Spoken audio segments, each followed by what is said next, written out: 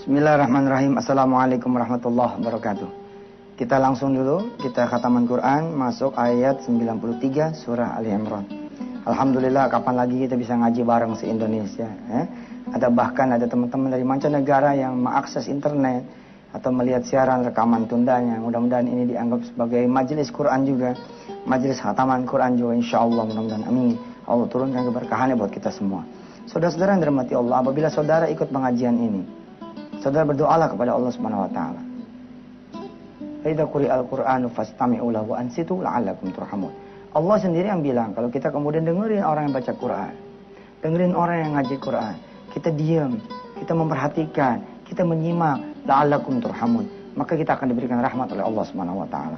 Jika hari ini saudara punya hutang banyak, dengan mendengarkan ini, insyaallah Allah akan turunkan rahmat buat saudara semua.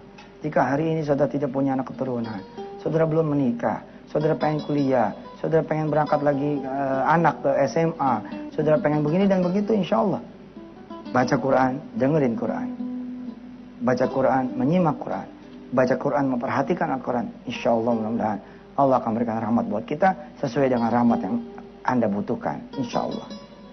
A'udzu billahi minasy syaithanir rajim.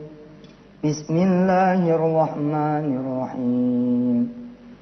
Kullu at-ta'ami kana hillan li bani Israil illa ma harrama Israil ala nafsihi min qabli an tunazzala at-Taurah. Qul fa'tu bit-Taurati fatluha in kuntum shadiqin. فمن افترى على الله الكذب من بعد ذلك فأولئك هم الظالمون. صدق الله العظيم. Pemirsa yang dirahmati Allah, ya, kita teruskan kajian kita yang kemarin.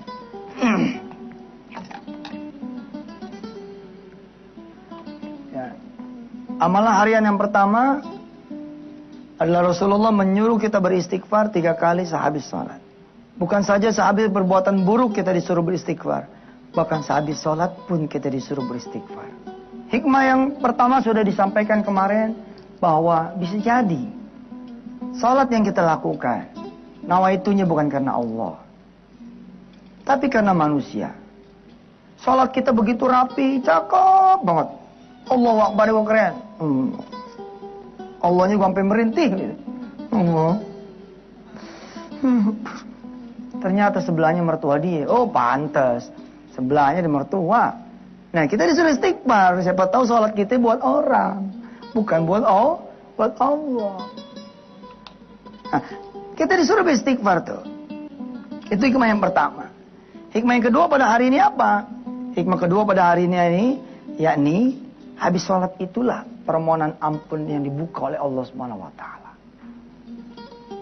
Di dalam surah Al-Kahfi ayat 110. Surah Al-Kahfi ya, ayat 110. Allah bilang kepada kita semua, Allah berfirman kepada kita semua, "Faman kana yarju liqa'a rabbih." Kalian pengen ketemu aku, kata Allah. Kalian nyari aku. Kalian butuh pertolonganku. Kalian butuh bantuanku. Gampang Allah bilang. Falyamal amalan salihan. Lakukanlah amal soleh. Dan sebaik-baiknya amal soleh, diantaranya adalah sholat. Ista'inu bis sabri was salah. Dalam surah Al-Baqarah. Mintalah kalian tolong dari Allah dengan jalan kalian sholat dan sabar. Maka ketika seseorang punya dosa banyak, dia kemudian menegakkan sholat, sehabis sholat itulah pintu ampunan Allah Subhanahu wa taala begitu luas dibuka. Kita tinggal nyamber dikit, astagfirullahalazim. Guru-guru saya bilang kalau bisa jangan ada kalimat lain di sini. Jadi jangan begini nih. Assalamualaikum warahmatullahi, assalamualaikum warahmatullahi. Jam berapa, Pak? Jam 3:30. Astagfirullah. Jangan. Kalau bisa dilangsam, saksang. Paham? Maka itu saya bilang, kalau bisa, keinginan kita untuk salaman ditunda dulu. Ntar aja salaman mah. Lagian kan kadang-kadang salaman ente pada salaman palsu kan. Salaman syarat doang, nempel. Padahal salaman itu ada emosi toh. Ada emosi, ada senyuman, ada rasa di sana. Kadang-kadang sampai jauh, 2 sop ke depan, 2 sop ke belakang. Sampai gini-gini gitu. Istighfar dulu, kalem, tenang, beres. Paling tidak habis istighfar lah, saudara salaman. Paling tidak seperti itu. Tapi Ustadz, ya kalau udah tapi mah terserah dah. Saya sebagai Ustadz, so, monggo, silakan. Nggak ada salahnya juga kok. Wong ini juga perkara sunnah kan? Betul nggak? Ini kan juga perkara sunnah. Bukan perkara yang wajib. Oke? Istighfar 3 kali. Barang siapa yang beristighfar, Allah bilang, Ja'alallahu min kulli hammin faraja, wa min kulli dhaikin makhraja, wa yarzuqhu min haitsu la yahtasib. Barang siapa yang beristighfar kepada Allah, Allah janji buat dia, Allah akan kasih jalan keluar buat kesulitannya. Yang mana sempit Allah legain, yang mana urusannya sumpek-sumpek kemudian Allah bebasin, yang mana punya rizkinya kurang, Allah akan banyakin nih orang yang beristighfar. Bila mana perlu istighfarnya kita tambahin. Boleh tuh Ustadz, kan Rasulullah nyuruh 3 kali. Boleh. Rasulullah kenapa 3 kali? Pengen umatnya tuh nggak berat itu. Rasulullah sehari sekali ya. Dalam 1 hari itu 70 kali istighfar. Baik pemirsa, kita lanjutkan nanti amalan harian yang kedua, yakni Allahumma antas salam. Silakan. Baik pemirsa, selamat kembali di Wisata Tian TV. Beruntung sekali bila saudara-saudara semua punya anak ya turunan di pesantren ya. Seperti di pesantren Darul Quran. Karena anak-anak dibiasakan dengan amalan harian yang warid. Amalan harian yang memang disunnahkan oleh Rasulullah SAW. Anak-anak pesantren Darul Quran dan pesantren-pesantren yang lain di seluruh tanah air, kalau habis sholat mereka kemudian mengumandangkan istighfar. Imma itu dia jangan jahar, yakni dengan diucapkan, dilafalkan, dikeraskan. Tidak dengan sekeras-kerasnya, tapi sekedar didengar oleh kuping, atau mereka diam, ya, tidak dengan jahar. Beruntung sekali bila mana saudara-saudara punya anak juga, ya, punya ayah, ya, barangkali seperti sebagian ayah yang lain, nenteng anaknya ke masjid, nenteng anaknya ke musola. Umumnya orang kalau habis sholat berjamaah, dia akan baca itu yang namanya amalan-amalan harian, terutama di Indonesia. Kan kalau di Indonesia ini amalan harian kayak begini dikerasin nih, sehingga jemaah bisa ngikutin. Agak berbeda memang dengan di Arab barangkali. Kalau di Arab barangkali udah pada ngerti, udah pada paham, sehingga mereka semua baca gitu. Nggak apa-apa sih, ada masjid yang bilang sholat itu zikirnya jangan dikerasin, nggak apa-apa, jangan berantem. Kok nggak apa-apa Ustaz? Nonton? Ya nggak apa-apa, cari aja solusinya. Gimana solusinya? Ajarin dulu dong jemaahnya. Ini loh, iritnya kayak gini ya, zikirnya kayak gini. Jadi bukan berarti nanti kita habis sholat kita diam-diaman. Ini ada orang yang baru belajar Islam nih, duduk, jadi makmum. Kebetulan masjidnya masjid yang tidak menjaharkan zikir. Apa yang terjadi? Dia bingung. Kok orang pada diam ya? Diam. Nah, bagaimana masjid yang punya pendapat, udah di sini mah nggak dikerasin Pak Ustadz, baik, bagus, nggak apa-apa, sok, asal jamaahnya diajarin. Pak ikut ya daurah ya, ikuti pelajaran bagaimana zikir ala Rasulullah, bagaimana wirid sehabis sholat. Nah supaya kemudian jamaah itu paham, begitu paham, insya Allah barangnya juga bareng habisnya. Jangan ntar ada orang mundur. Kalau saya ditanya sama teman-teman semua, kalau Ustaz pendapatnya yang mana? Saya pendapatnya dua-duanya, bisa jahar, bisa enggak, fleksibel aja. Kenapa kayak di pesantren saya jaharkan? Saya ingin mendidik anak-anak saya. Supaya nanti mereka terbiasa, mereka juga menjadi imam juga nanti. Ya. Kenapa juga saya ketika jadi imam saya jaharkan? Saya pengen dapat itu. Jadi seperti gini loh. Saya tuh kalau jadi imam kayak ngikat makmum. Dengan cara saya menjaharkan tuh saya ngikat makmum. Ya tentu saja Yusuf Mansur bisa salah. Mohon maaf lahir batin. Pemirsa pernah terjadi sama saya di Twitter. Dia kirim SMS pada saya. Dia kirim mention pada saya. Ustadz, tadinya anak uhibbukum. Tadinya anak cinta sama antum Ustadz.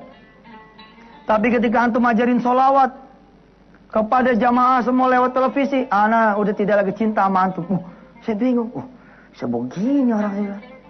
Ketika berbeda pendapat langsung ditinggal gitu. Aduh, jangan deh. Banyak juga mutiara yang barangkali insya Allah ada pasnya. Yang mana yang nggak pas, silakan. Oh, Yusuf Mansur juga nggak tahu Anda semua ada di mana. Yusuf Mansur juga tidak ngerti saudara lagi ngapain. Nggak ada kewajiban, toh. Tapi saya bilang ketika saya jadi imam, saya memilih menjaharkan. Ya, dengan tidak dikeras-keraskan. Bukan begini, la ilaha illallah, la, ya enggak lah. Ya enggak begitulah, gini aja. Subhanallah, gitu. Sekedar ngikat jamaah, sehingga jamaah ikutin semua. Subhanallah, subhanallah, subhanallah. Setelah selesai 33 nanti nih, subhanallah, alhamdulillah, subhanallah, subhanallah, alhamdulillah. Nah, sekedar gitu tuh. Ada bahasanya. Nah, istighfar. Amalan hari yang kedua, Allahumma antas salam, menjadi satu dengan hadis ini. Hadis dari Thauban yang diriwayatkan oleh Imam Muslim. Ini ada di Sahih Muslim.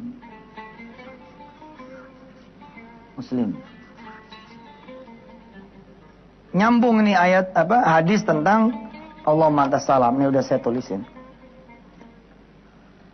Kebetulan di redaksinya ini isinya cuma segini. Agak berbeda dengan redaksi yang kita baca. Setelah menjelaskan bahwa Rasulullah beristighfar 3 kali, lalu Thauban diriwayatkan oleh Muslim mengatakan bahwa Rasulullah waqala, dan Rasulullah kemudian membaca Allahumma antas salam wa minkas salam, langsung tabarakta ya dzal jalal ikram. Ustaz berarti nambahin tuh? Enggak nambahin. Ada yang lainnya. Yang kita baca selama ini kan Allahumma antas salam wa minkas salam. Kebetulan saya hari ini nyantuminnya yang Muslim. Hadis dari Muslim. Allahumma antas salam wa minkas salam wa ilaika ya'udus salam. Fahayyina Rabbana bis salam. Wa adkhilnal jannata darus salam. Darus salam. Baru tabarakta Rabbana, tabarakta Rabbana wa ta'alaita ya dzal jalali wal ikram. Ini dia. Sekali lagi pemirsa, kalau ditanya, Ustadz bagaimana? Kalau saya pimpin bacaan jemaah saya pimpin makmum saya. Tentu dengan suara yang tidak terlampau dikeraskan. Yang penting jemaah tahu ini bacaan seperti ini. Lalu mereka ikut mengikuti sampai selesai. Dan memang umumnya saya lihat, yang dipandu sama imamnya itu sampai nanti ujung doa. Kadang-kadang jadi imam juga doa di sendirian aja ya lah. Padahal kan asik juga tuh kita doa rame-rame ya kan. Doa rame-rame. Kalau perlu kita tanya dulu. Ada jamaah yang mau nitip doa? Ada jamaah yang ingin didoakan? Ya, gimana? Ayah saya masuk rumah sakit, Ustaz. Baik, yang lain? Oke, berangkat. Bismillahirrahmanirrahim. Cakep. Doa nafsi-nafsi. Boleh tidak? Ya boleh. Mana ada larangan. Tapi berdoa bersama-sama pun juga bagus. Nah, inilah dia bacaannya. Ya, nanti kita akan teruskan di segmen yang berikut. Insya Allah tetap bersama Yusuf Mansur di Wisata Tiaga. Baik, urut-urutannya saudara sudah paham? Ya. Kalau habis sholat, yang pertama istighfar 3 kali. Assalamualaikum warahmatullahi wabarakatuh. Assalamualaikum warahmatullahi wabarakatuh. Baik itu imam ngomando, imam tidak. Saudara sebagai makmum baca. Apalagi sebagai imam. Saudara kasih isyarat saja. Astagfirullah. Yang kedua, ketiga, saudara nggak perlu baca, nggak apa-apa. Ketika saudara Allahumma antas salam, saudara nggak perlu juga misalkan baca sampai sini keras. Ya, karena jamaah barangkali tidak senang keras-keras. Tapi saudara boleh dong komando di awal ini. Allahumma antas salam. Tek. Habis itu baca dalam hati. Wa minkas salam. Wa ilaika wa adkhilnal jannata. Tabarak. Tapi baca keras juga gimana? Nah, apa-apa. Jangan baca terlalu keras. Kira-kira begini bacanya. Astagfirullahaladzim. Astagfirullahaladzim. Allahumma antas salam. Minkas salam. Wa ilaika ya'udus salam. Fahayyina. Kan jamaah tahu tuh. Ikutin. Tapi yang lebih wajib lagi dalam tanda petik ya, yang lebih nyunnah lagi saudara, ya saudara baca lah ini. Baik imam baca apa tidak, atau saudara sholat sendiri atau sholat berjamaah, habis sholat kita baca ini. Allahumma antas salam, ya Allah engkau lah as-salam. Ya. Ini dari Asmaul Husna. Pemberi kesejahteraan, pemberi keselamatan, pemberi kedamaian, pemberi kesejukan, pemberi kecukupan.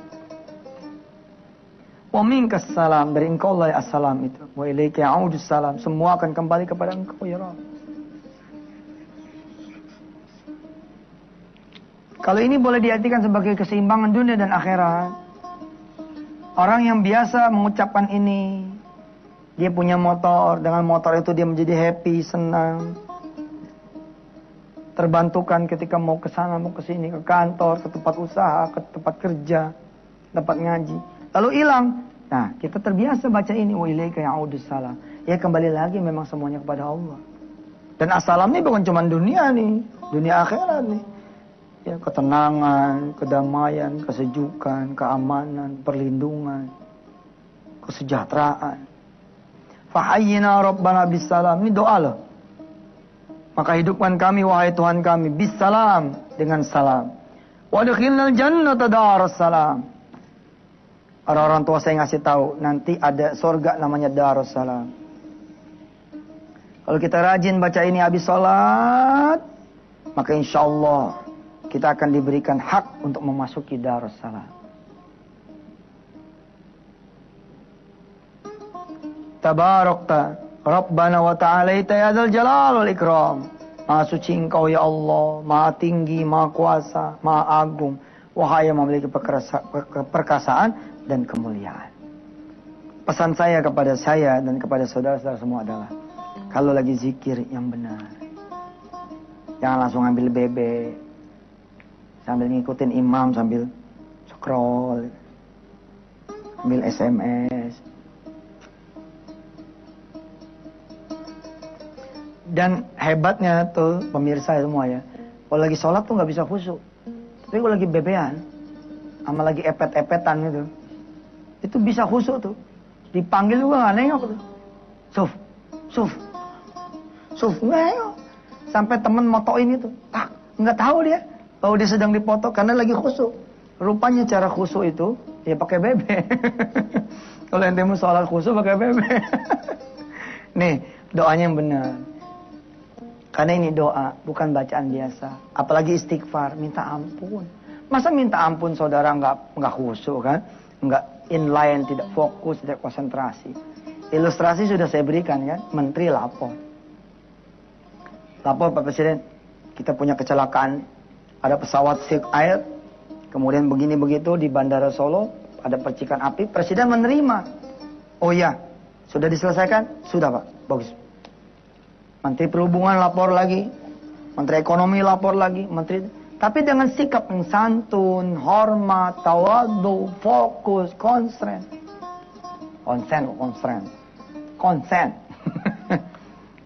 Ya. Kita pernah melihatkan Presiden marah satu hari kan, sama menterinya yang main SMS kan. Ada menteri yang ngobrol, Presiden marah minta ampun itu. Bayangin deh, bagaimana Allah kalau ente SMS-an depan dia. Apalagi sampai begini. Oh salam.